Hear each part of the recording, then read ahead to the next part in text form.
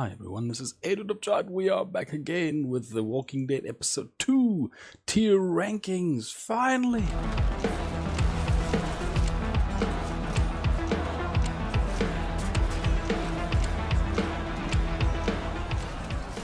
Oh man, let's see!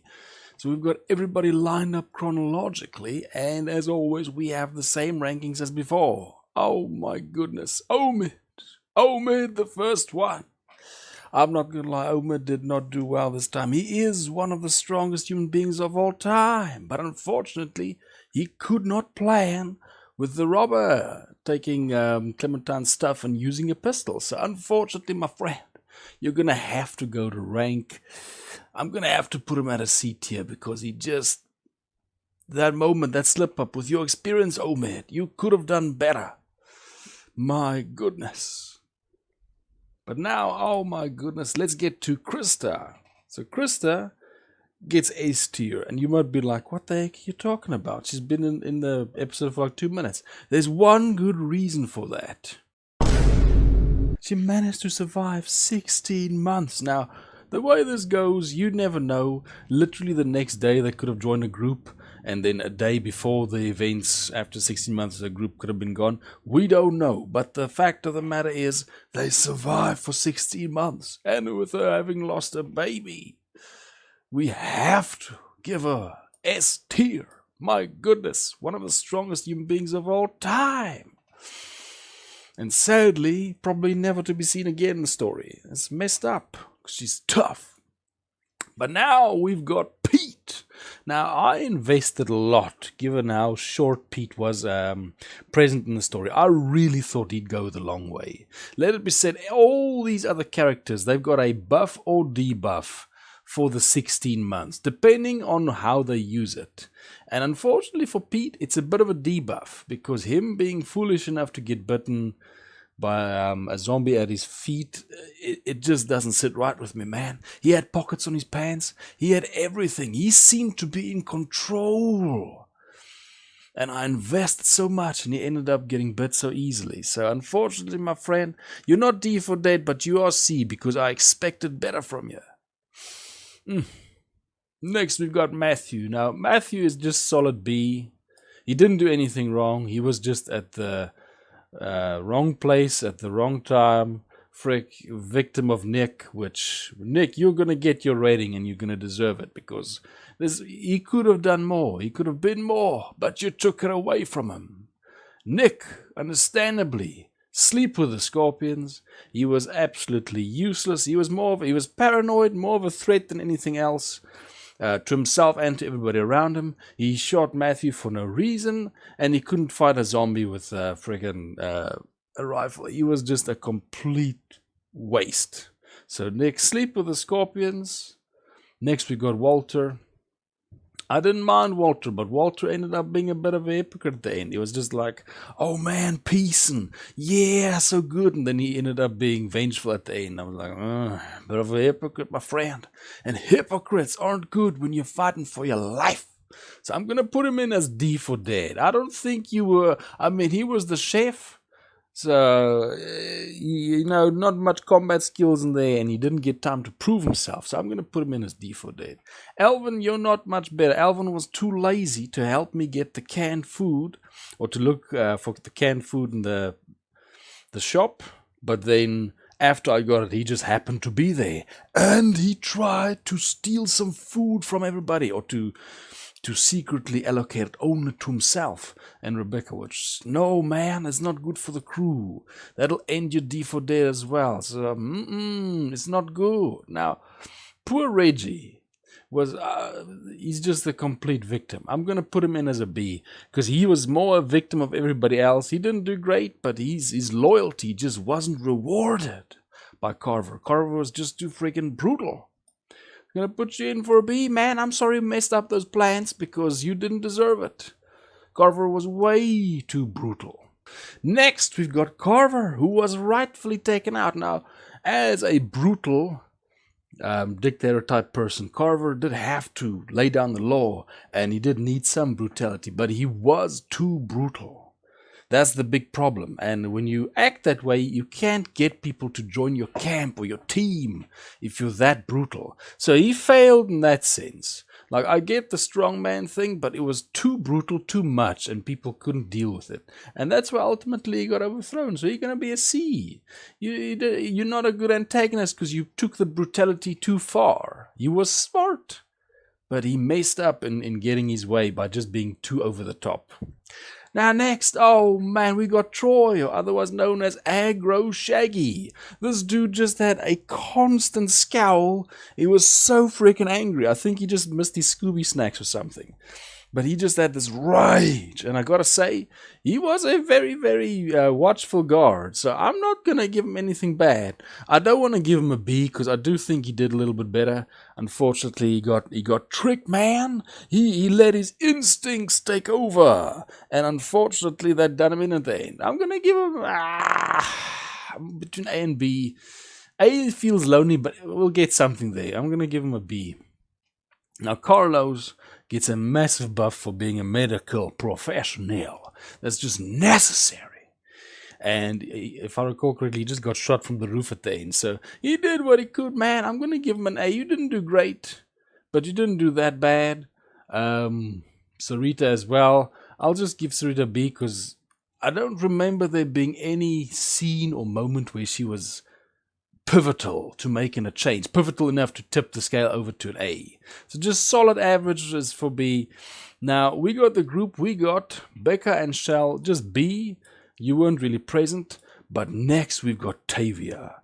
Tavia went from driving an old car in the 400 Days DLC to being one of the strongest bulwarks of all time. Man, did she fight to protect the Home Depot or whatever that place was. I think it was Lowe's. That Carver ran. So definitely A tier. You didn't get S tier, but you defended that place like a true stalwart, like a true vice commander. Beautiful. Sarah is conflicting between D for Dead or Sleep with the Scorpions because you're not exactly, she didn't do anything with bad intention, but it's the debuff, the 16-month debuff for being that bad, messing up that much. I'm gonna have to go Sleep with the Scorpions. Like, I want to say D for Dead, but so freaking bad that it's just a complete nightmare. You just have to get away. You're dangerous, man. She just wasn't reliable in any scenario whatsoever that I can think of. Not in the trailer park, not at the house at the start. Never. Just a massive liability. Rebecca, I would say, started a bit negative. Because you're so freaking turbo paranoid. But overall, she didn't do a bad job. And she tanked it, being pregnant and taking that much and walking that far in the cold and everything. So I'm going to give her an A. I wouldn't give her an S tier. I'll give her an A tier because you did good. You did good, everything considered. Because it's pretty negative. It's pretty tough out there in the wasteland 16 months after the collapse of civilization. Man, and next we've got Luke. Luke is what I'd call Kenny without plot armor, because he kept taking these risky gambles and messing them up, and you kept getting this impression of, if this was Kenny, this would have worked.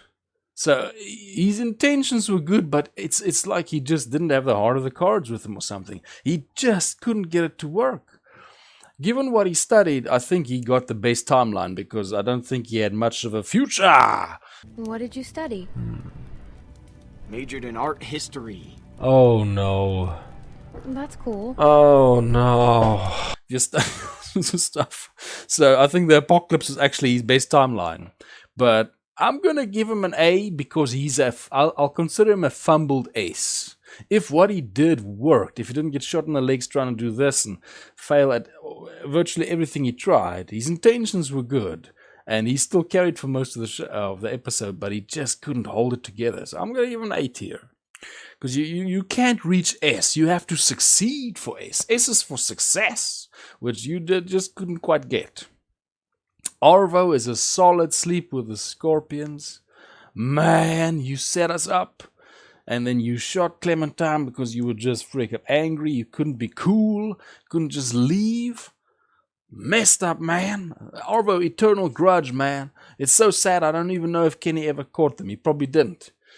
Because this dude deserves those scorpions more than anybody else. Even more than Nick. It's shocking, I know, but it's freaking true. Mike, well, Mike's siding with Arvo and Bonnie at the end. It is just what it is. Can't really help that. He was sort of a solid guy for most of the show. He didn't do anything bad that I can remember. His choice at the end was just a bad choice in my opinion, but he didn't like that Clementine got shot, and he wasn't really evil. I'm gonna put an A. I don't think he's S tier. I don't think he was bad, and he was a bit above average, I would say. So I give him an A tier. He wasn't that bad of a guy. He just chose with the baddies at the end. Now Bonnie, I'm gonna give C tier because she is able to at least do stuff, but she's freaking petty. It must be nice being a pretty little girl. No one ever expects you to do a damn thing. She was so petty with Clementine at the end. Deceptive too, but I get it as a tactic, so it makes sense. Now I give her C tier because she wasn't a massive liability or anything. She was just petty, and at the end when she said, "Just leave her. You suck." I can't believe she would do something like that. So yeah, you're C tier. I'm not gonna call the scorpions on you, but still don't like you. Now we got Jane. Jane did the "I'm a loner and I don't really care" thing for most of the show. And then she was like, "I came back to help you." Which, thank you, Jane. But at the end she pulled some, from her philosophy, it makes sense from her way of looking at it, but was still pretty scummy. So because of what she did, just because of what she did, I'm putting her at C tier. From a practical standpoint, she'd probably be A tier, but she failed with a gamble against Kenny. But I'm going to put her C tier just because it was pretty scummy. Now, Kenny, I remember people didn't like, gave Kenny A tier in the episode 1. Kenny definitely earned S tier in this one. Kenny just wouldn't give up. He gave his all to protect AJ. Oh man, he just would not have it. He just, every single place, he kept coming up with plans. He just kept trying. Even at the very end, he cared so much. Now, I chose to go to the sanctuary, which I think a lot of players didn't. But even so, because my hope was Kenny would join up later.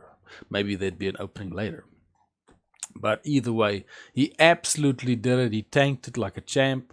And he did everything to get us to the end, which, friggin' good job, bro. You did it. Clementine, solid S tier, just for being able to survive friggin' dog bites, getting injured, almost drowning in the freaking river. There's a massive, I will just say this for episode 2, there's a massive suspension of belief aspect to the this episode, because the canned food still being eaten, the cuts, and the lack of antibiotics is well beyond the suspension of disbelief. It's too much. And Clementine tanked a lot of that. I can't envision her being able to survive that in real life. Well, no, but even for the sake of the show, it was a bit too unrealistic. An honorable mention to the Chaos Undivided champion, the Russian man. He's definitely not a Coronate champion, because he would have used... he can't use ranged weapons for Korn, and if he was a Nurgle champion, he would have been a zombie already. So he's either a Slaneshi champion or a Tzine's champion. But I would have put him at a A tier. S tier if he won, but he didn't win, so put him at A tier. But yeah, this Russian Chaos champion, that's where he would be. So thank you very much, everybody. I am so happy I finally got to this. We're going to get to Michonne. And I'm going to completely drop this being friendly, being nice, good choice ideas, because it backfired horrendously in episode 2.